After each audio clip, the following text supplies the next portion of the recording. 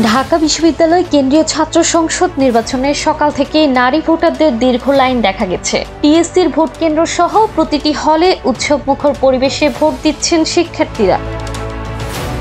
মঙ্গলবার সকাল ৮টায় ভোট গ্রহণ শুরু হয়, চলবে বিকেল ৪টা পর্যন্ত।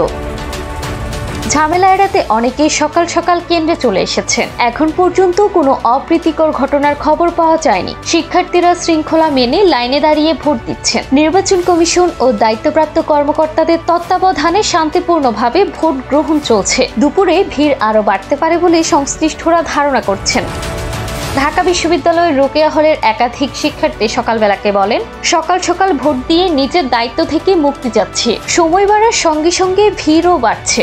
আগে এসে ভোট দেওয়া ভালো, ঝামেলা বা ভিড় হলে হয়তো পরে সমস্যা হতো। এখন পর্যন্ত সুন্দরভাবে ভোট দিতে পারছি। দীর্ঘ ৬.৫ বছর পর অনুষ্ঠিত ডাকসু ও হল সংসদ নির্বাচনকে ঘিরে ক্যাম্পাসে উৎসবের আমেজ বইছে।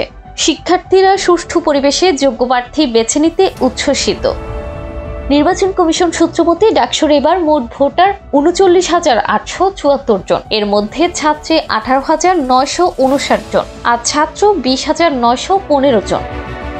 এবার ডাকসুতে ২৮টি পদের বিপরীতে প্রার্থী হয়েছেন ৪৭১ জন। আর ১৮টি হল সংসদে নির্বাচন হবে ১৩টি করে পদে। হল সংসদে ২৩৪ পদের বিপরীতে প্রার্থী হয়েছেন ১,০৩৫ জন। অর্থাৎ সব মিলিয়ে এবার ভোটারদের ৪১টি ভোট দিতে হবে। সময় পাবেন ১০ মিনিট।